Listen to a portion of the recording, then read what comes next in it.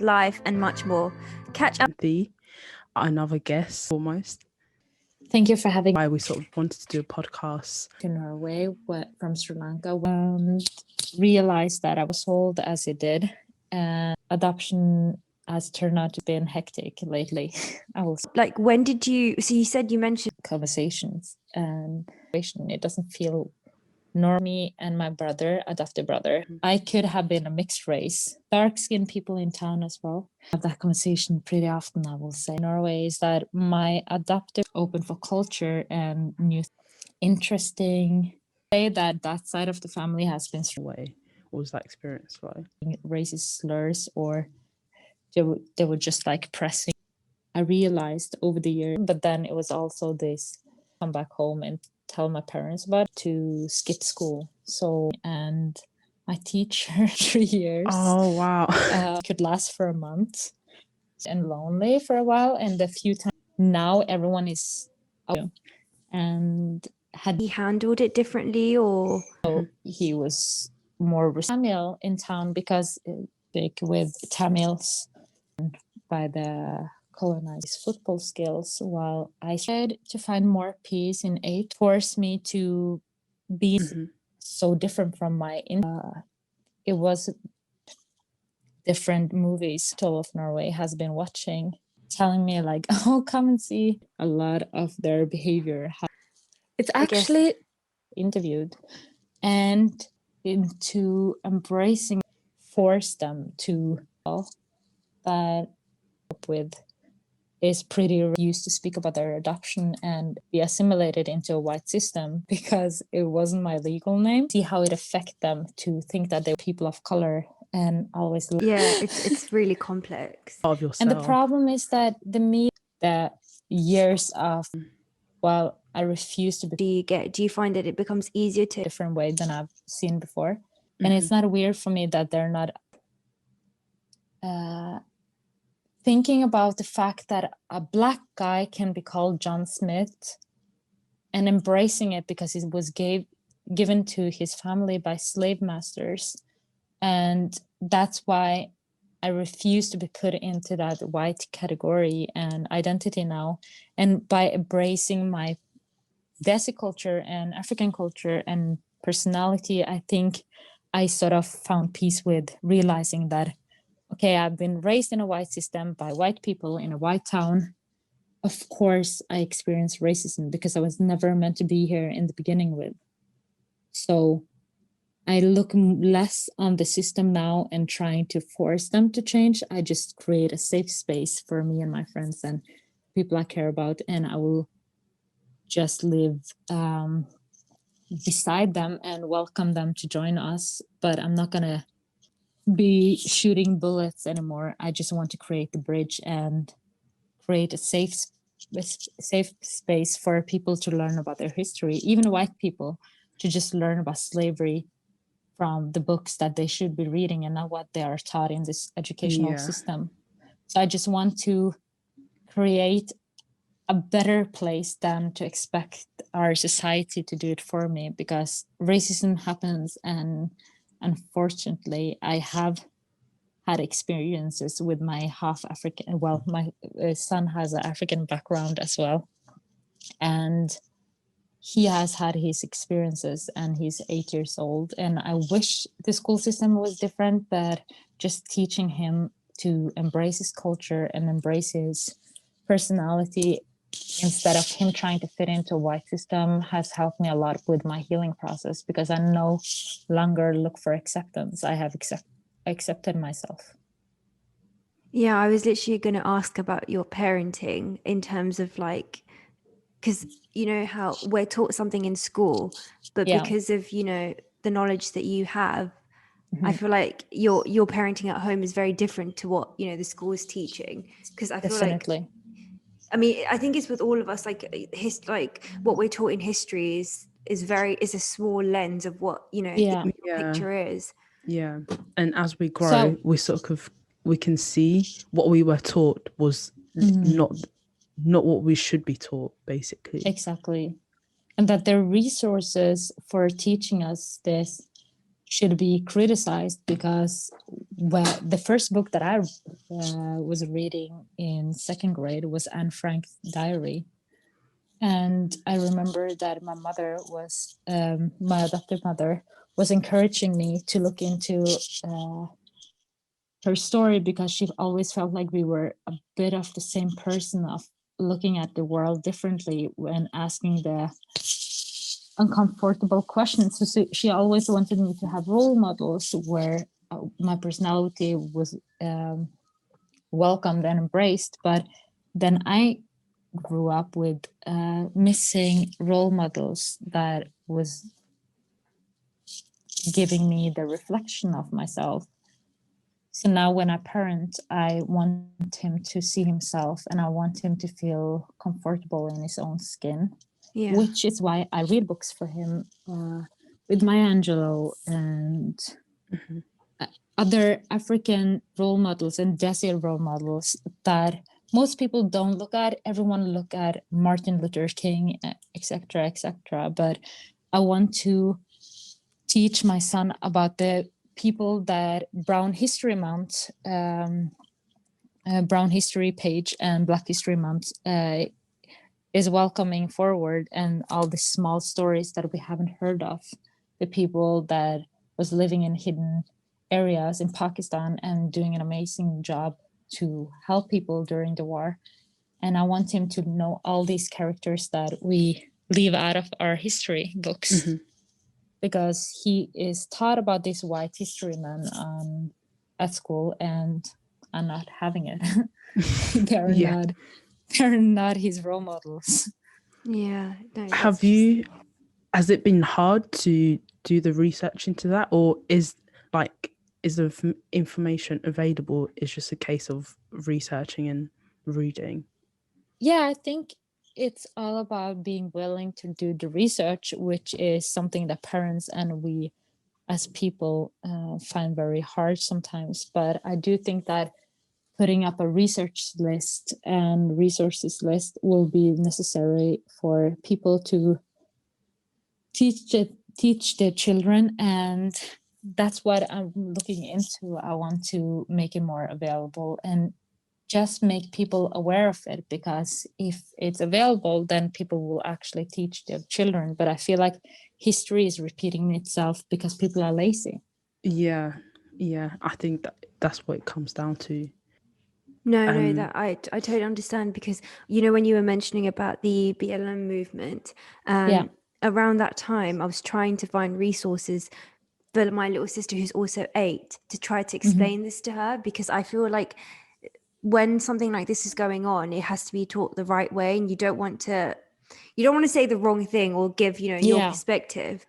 It's such a I would say it's such a sensitive topic to teach, but looking for resources is so difficult, especially if, like, for example, like, we're not Black, so I don't want to say the wrong thing of from someone else's community, or so I think you are right. Like, teaching kids at such a young age is so important, but it's like we really need to put in more resources into having them available to everyone to teach, because I read this quote somewhere. It's like, the Black person, like the Black kid, is being taught and is having to experience this. So everyone, every child should be able to learn about racism at such a young age. Exactly.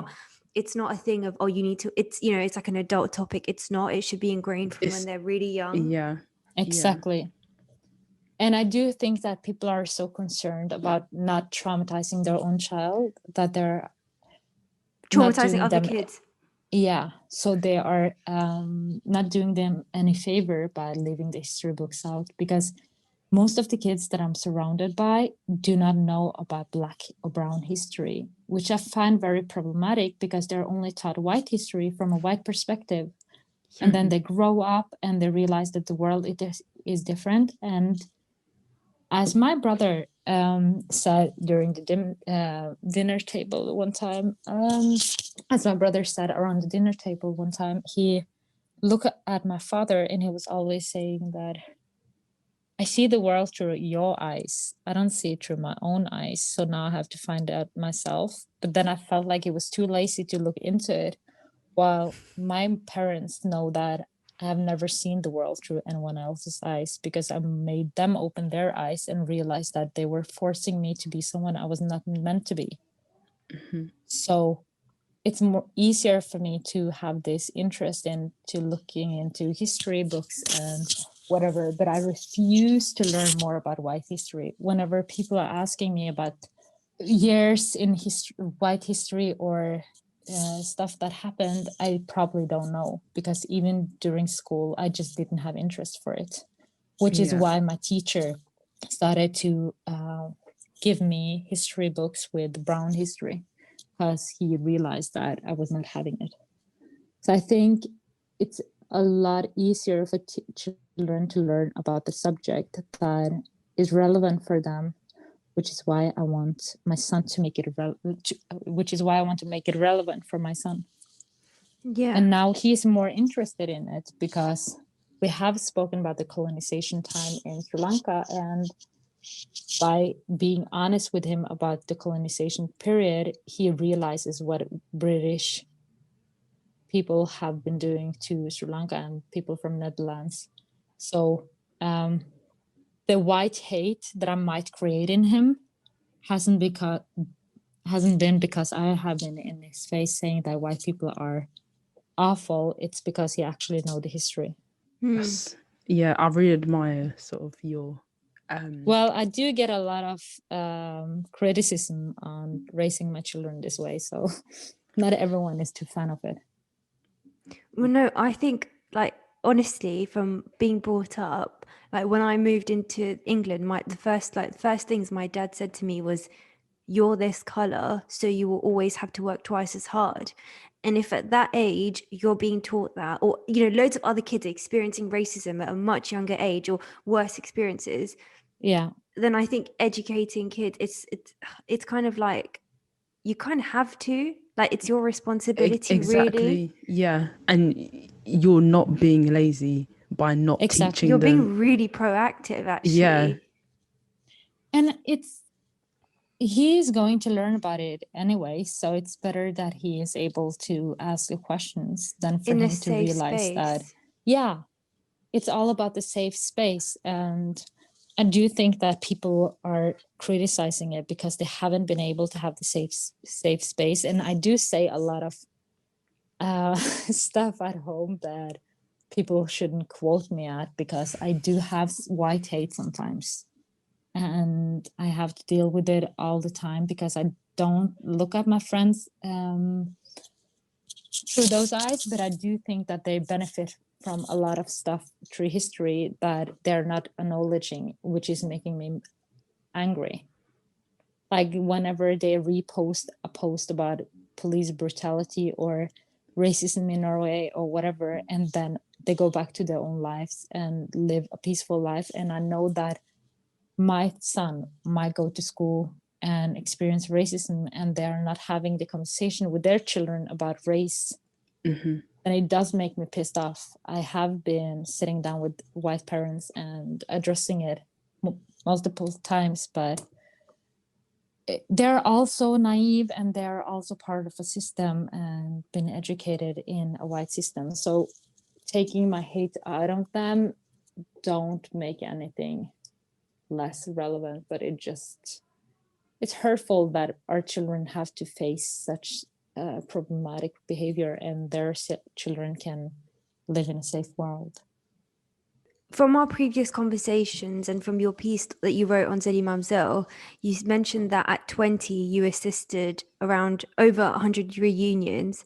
What was that like, and did you want to give up at any point, and what was that journey like to kind of even do the first one? So when I was 13, I received a letter from a biological mother who was looking for her daughter that had been kidnapped from Sri Lanka during the 1890s. And at that point, I hadn't found my own mother yet, which took me 12 years. So when I was 18, 20, I was still not reunited with my own mother. And I think that was the hardest part by assisting reunions, because I found the biological parents of so many people, and their children as well, while I couldn't find my own family. So I think it was emotionally hard for me to not make it personal and to witness their struggle and process and not being able to process it with my own people. And I always felt like I was in the wrong place. So that peace that I had within was growing as I saw that other people found peace, even though reunions are extremely hard. And I don't really necessarily recommend it to everyone, because sometimes it's better with an update letter and DNA test and find out the family tree than to actually be reunited and have contact. But I think a lot of the wounds that I was facing as a child and that I grew up with was more, how can I say it? I think the ones that I grew up with as a child and facing as an adult was more visible for me, because I had to assist other people and I saw that they were healing. And I just felt like the healing process was unavailable for me, because I was healing and facing my own thoughts and thought pattern, but it was a part of me that I just couldn't deal with because I hadn't been reunited yet. So when you were doing these, when you were reuniting parents with their kids, was it something that just kind of came to you through that first letter, or was it something that you actively wanted to do from an early age, or, you know, be part of this kind of, I wouldn't, adoptive process, I guess, or? No, I don't think I necessarily wanted to assist adoptees or biological parents to find their children, but I do think that by the first reunifications that I assisted, that I was aware of the process and the system, which made me feel like I didn't have a choice. I just felt like I owed it to them to assist them, because it was pretty easy for me to reunite children and biological parents, because I did understand the system very early on, because my parents assisted me, which they're not allowed to. So they explained me the whole system and they explained me everything. And then by me being curious, I started to reach out to others at school, at the library school, and researchers from Facebook and Google. And then I started to understand the system more. And as I realized that I understood the system, I realized that the way people were trying to be reunited was wrong, because people were reuniting adoptees and biological parents based on the papers, but the papers were false most of the time. So I did understand by that age that we needed to take a DNA test, and we needed to do it in a way that was more hidden and less spoken of as the reunification programs that it was on television. So it was just a natural process that grew organically because people were reaching out to me, and the word spreaded after the first reunion story, and then people started reaching out to me. So I never reached out to people until after I was 20 and I was a part of all these groups, because I do find it very disturbing that adoptees are taken advantage of. A lot of travel guides and private people are charging adoptees $500 per day to assist them on reunification processes, while I have done it for free until now. I still do it for free, but I have been thinking lately that I need to start charging a little amount to do this, because I have spent money on 250 out of reunion processes that might affect me soon. I think I could have saved a lot more money that I have done, but it was important for me that this is not a business, and adoptees feel like it's a genuine decision from my side and not because I want to earn money on it. But charging them the cost that it actually costs to find the papers might be necessary to start doing in this year and the years to come. So when you eventually got the message that they found your mother, how, after assisting loads of people, how did that feel for you? And what was that experience like? I think it was very odd for me because it happened so quickly, and I had been searching for my mother for 12 years. But then I reached out to this group of men in Sri Lanka by the beginning of November that year, and in 13 days they were able to find my mother. So I had spent 12 years and they were able to find her in 13 days. So at the beginning I felt like it was a scam.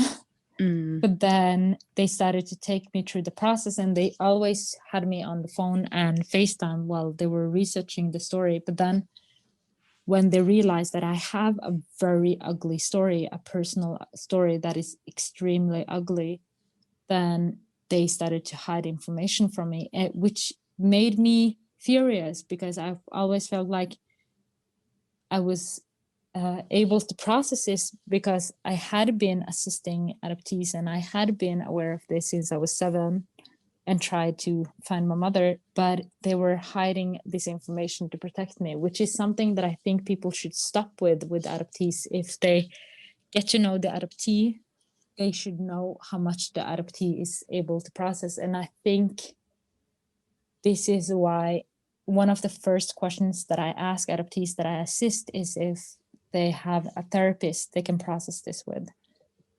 And I also don't help them unless they are able to go to therapy, because it's important to not leave them with the wounds and healing process, which is a very long journey most of the time. But all of this come down to a white system. It's hard for people of color to find a therapist that understand them, especially when it comes to adoption. So for me to be in that situation that I was in, with being reunited with my mother, I think all of these questions that I had been trying to hold away from my own thoughts for a long time came up, and it was extremely traumatizing because she was traumatized and she needed me to be strong. And I never thought that we will be in that position, because I wanted that Desi mother, an African mother that everyone is speaking of. I wanted that love and the warm welcome that everyone are telling me about in a household of people of color. But then I found this lady that was sleeping at the bus station, traumatized, didn't have food, and had been experiencing a white system that took advantage of her poor situation. So I do think that my reunification process was more traumatizing than I expected it to be. But then my grandmother passed away 2 days later when I was reunited, which affected our whole family. And they thought that I was taking over the throne because my grandmother had been speaking of me for the years that I was gone. And she always said that when Priyangika is coming back, she is the one in charge of the family. So when I came back, everyone was blaming on me. And I think a Desi household where the eldest sibling is taking care of the rest was a different mentality that I had to embrace pretty quickly. And I think that was also a situation that I never expected to find myself in. So when you say your grandmother, do you mean your biological grandmother or adopted? My biological grandmother. And she was the only one that knew about my adoption by that time, because she was also fooled as well. Well, she was the one that got fooled, and then she fooled my mother with it. But she didn't know that she was promising my mother empty promises. So when you say sort of fooled, can you just tell us a bit about how your mum sort of found out that they tricked her into signing papers and all the... So my mother was 25 at the time she was pregnant with me, and she was working as a housekeeper in Sri Lanka with my father. And my father has a very heavy background from the underworld, and he has done some pretty messed up stuff that affected our family at that time, where the he had committed a murder years before I was born, and people were still fighting him because of it. It was a revenge murder because his wife was unfaithful to him, and it was his best friend that was murdered. And this murder affected my mother because of her safety. And so when my mother unwillingly got pregnant with my father, which at this point, I don't know if it's a rape, but it is sex without consent. Yeah, it's sex without concern, but it's also consent, but it's also concerning to me because it's an emotional consent, because she felt like she owned him. The male power they have, that, well, like the toxic masculinity pushed up on her, where she felt like she owed him sex because he was taking care of her, but he was not paying her for being a housekeeper. So it's just a very complicated situation. So I do consider it rape, but they had an emotional relationship as well. But anyway, when my mother got pregnant and she told him, and he already had 2 children, which is Kumara and Saman. Saman is 1 year older than me, and he's identical as my eldest son. Then my father refused to take the responsibility, and he told my mother that she was left up on her own to take care of this myself, and that he will refuse to stay in contact with her and the baby. So my mother had to go back home and stay with her grandmother, my grandmother and her family. And then that worked for a little bit until his wife came back, and she tore apart a whole household. And my mother and family lost everything because of it. And my grandmother and family got so scared of the situation that they had to kick my mother out and ask her to stay somewhere else. The lady that she stayed with was someone from the orphanage, because someone from the orphanage had heard about the situation and saw the chance to take advantage of the situation. And this process of trying to brainwash my mother into adoption started by then. So this lady was always speaking with my grandmother about she knowing a pastor that could take the baby to Europe and take care of the child for a medical record. And my grandmother didn't understand where Europe was, so she was giving her consent and going on with the process. My mother never heard about Europe, so no one mentioned Europe to her.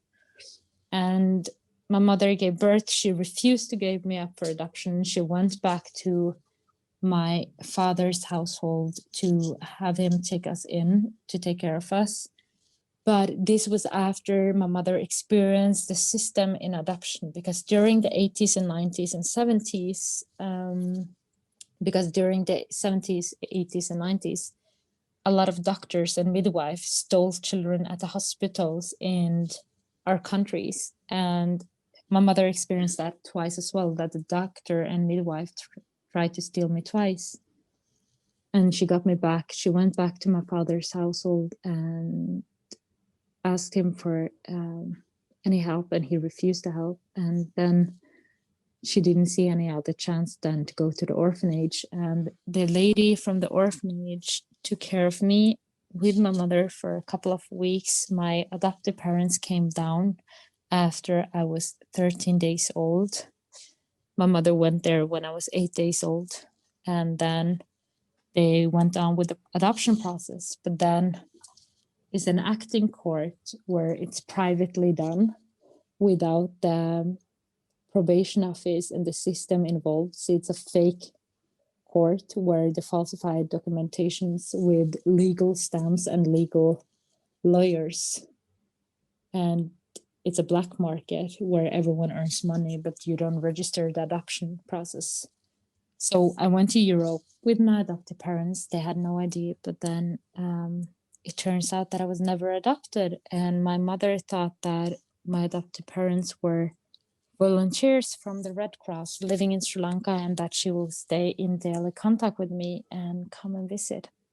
So That's a lot of this information, was this what you found out prior to meeting her, or was it kind of like putting together pieces through conversations with her and research from the team that helped you, and your own research? Like, you know, how much of it, how did you? how much were you able to ask her pretty much, or have conversations with her? So the problem was that during my research process of my own story, I got in contact with this guy from Sri Lanka, well, multiple guys from Sri Lanka, which was extremely helpful and long-lasting friendships. And they were always following the leads in my story and went to the orphanage, they went to the hospital, to the hometown of my mother, etc., etc. And all of them came back and they said that there's some papers that is missing. Some of these papers we cannot find, and it looks like they are falsified.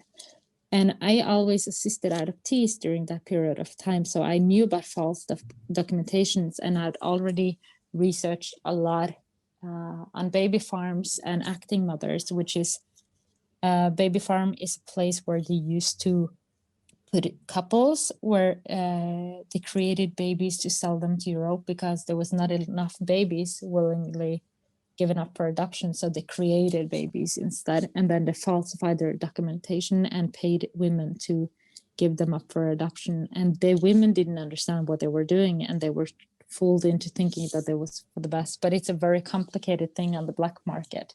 It's a different alternative where doctors steal babies as well from the hospital, which almost happened to me twice, and then they sell it through the mafia in the countries.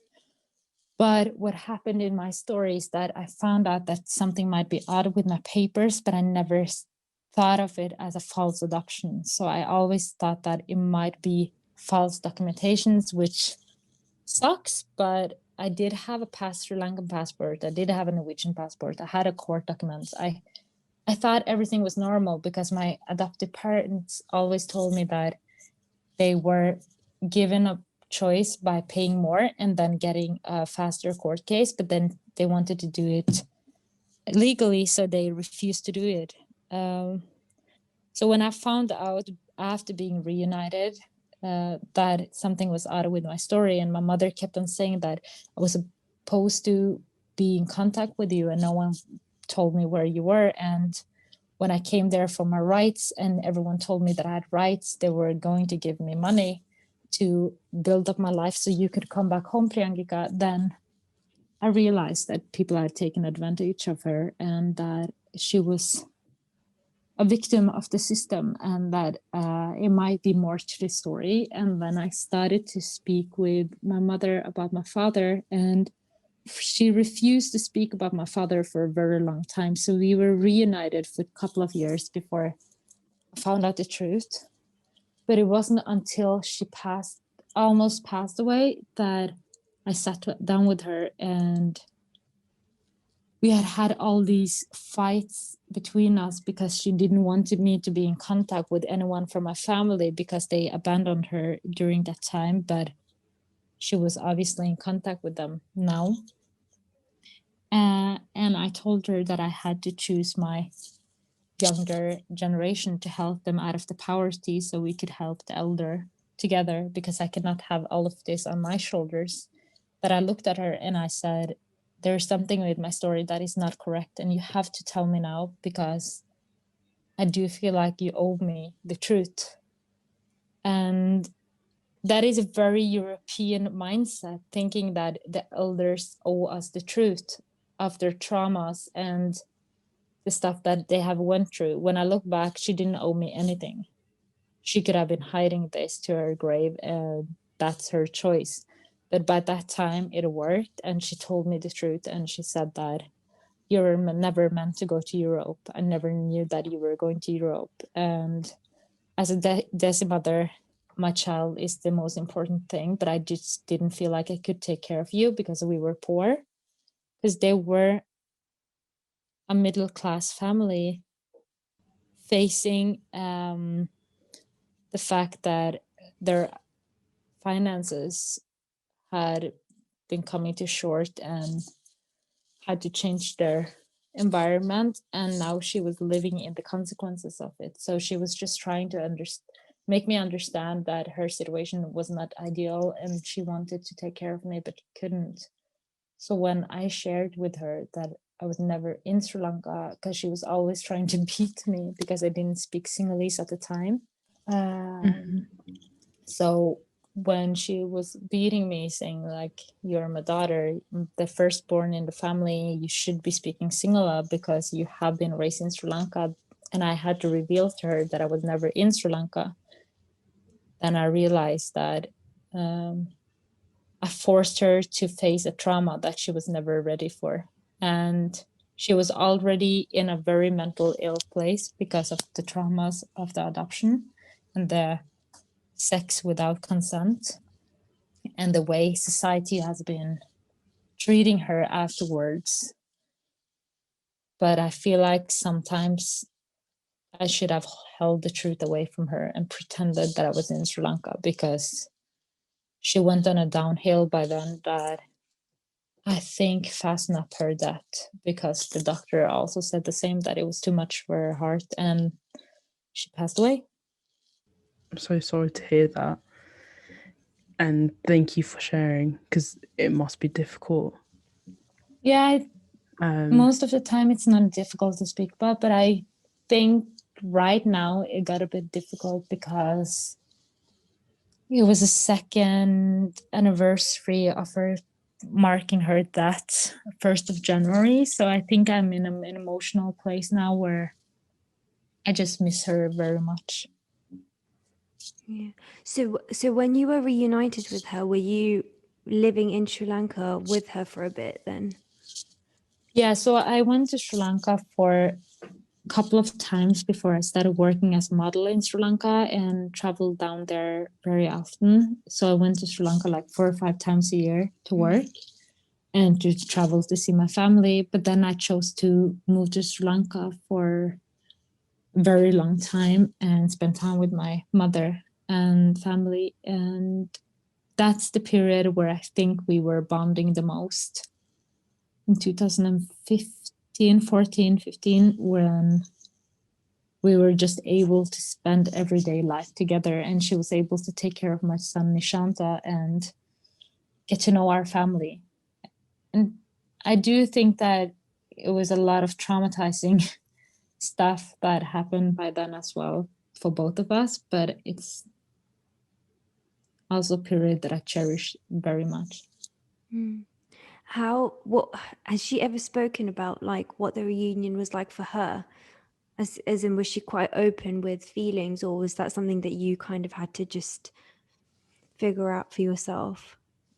She always told me because she trusted me, but she's a very strong-willed and strong-minded woman from the slum area. So her vocabulary for speaking about feelings was extremely tough. And she will always state rough words instead of just speaking her heart and feelings. So she will always say like, I hated to see you coming down those steps because you weren't supposed to be in that situation. Instead of her saying that I missed you for so many years and it's been tough for me to be apart, she will just switch it up on hate. And we are very similar. So I knew how to handle her because she, well, I reminded myself, like we were just, the way we react and express ourselves are very common. But then I sat down with her 1 hour per day to deal with her trauma, which is something that my adoptive mother and I had read in a book helped for me. So we analyzed her mind and thoughts and the way it has affected her by just sitting there and analyzing it together. So I will ask her such questions as, what do you wish was different? How could the system have been assisting you? What did you need? Why did you feel like people were not hearing you? How could you receive love in a way that you needed love in that time and place. And I remember when I asked her, how will you have felt love? She's told me one time that she will have felt that the system was taking care of her and feeling loved by the people that she was surrounded by if they told her the truth and her rights. And that's also the day when she told me that it will be upon my life to make justice with this system, which is why I'm doing this now. Because she looked at me and she said that there's more women like me that has been fooled, Priyangika, and I know them and I can introduce you to more women. And we went to see more women, and I realized that this is a very huge problem in Sri Lanka, especially because a lot of the adoptions that have been taking place is from Sri Lanka and India and China and South Korea. But it's also a global issue. And my mother was so aware of it, and she was so clever and smart in the way she was expressing it that she said it in a way that I understood that this is not only a systemic fault, this is intentional. People have been doing this with intentions. And I think that's something that has been under communicated in the adoption industry, that people are doing this with intentions, and there's loads of money in this, which my mother knew. And when she explained to me this, I understood the system more than when my adopted parents explained to me, because my mother saw it from a perspective where she was living in the consequences. And I think that most of the time we need to listen to people that lives in the consequences of the system we put up to understand how the system actually works, because it's only the people that come the shorters that actually know how it works in practice. So when you were living with her, how did she cope with having a child with like a European background? Well, I think I adapted pretty quickly. I tried to put away all my European standards and live with them in the slum area, which was horrifying at one point because they were not having a roof. And at one point we had 27 rats coming down to our beds, and we were surrounded by rats looking like cats.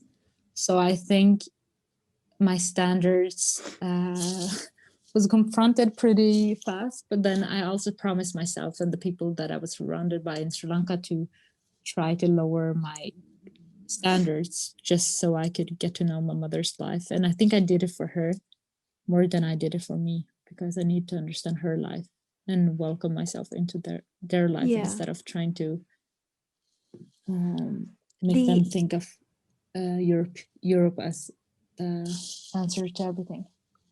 The other question I had was have you kept your adoptive parents separate from your biological parent, like your mum, or as in was there an understanding between them? Did they meet, or have you kept it quite separate?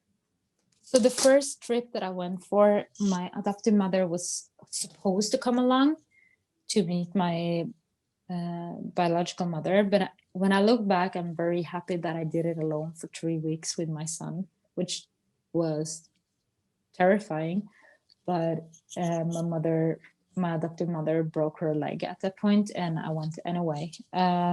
They said hi sometimes. My mother in Sri Lanka was very obsessed with my adoptive parents to say thank you to them. But then I also explained her how my life had been in Europe, and she realized that they had also been taking up on a responsibility that she realized that they were not ready for. But then when I explain my mother about racism, for example, she will always laugh because she also sees the value of Desi people. So she found it very strange for people to look down upon us because we were the saviors of the world. So it was very hard for me to speak with her about politics, for example, because she just didn't see the world this way. She was always telling me stuff like, why will they mock you for being pretty when they are white? Because she was thinking that being white is not ideal. And it was hard for me to just welcome her into my life and make her realize how my adoptive parents think, because she didn't understand that white people come with a white mentality, and she never knew what a white mentality was except for being very into money and power. So when I tried to tell her that, okay, they're very into education and working and eating and sleeping, and they don't really see their family that much, she just saw the values of a white household very problematic. So she just didn't want to be too much involved because she didn't want to be affected by white mentality neither. So I think that separated them by her choice and not really because I wanted to. But she was always so finding it very strange that they never came to Sri Lanka, because they were always saying that they will come, but all of us thought that we had more time than we actually did. And my adoptive parents really wanted to meet her, but I don't think they will ever do that. Like, they will never meet my biological family. I think it's too rough of an area to them to bring white people to.